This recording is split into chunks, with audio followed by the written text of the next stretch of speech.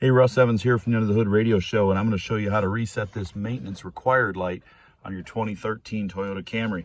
So start by pushing this button here with your ignition key on until trip A is displayed on your screen there.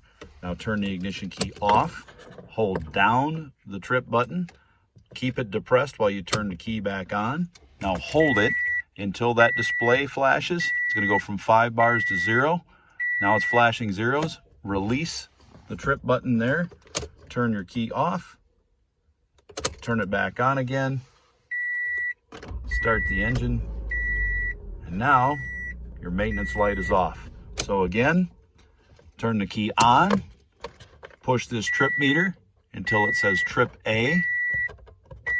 Right there, it says 0, turn the key off, hold down the button, turn the key on, wait for the bars to go 5, 4, 3, 2, 1, 0.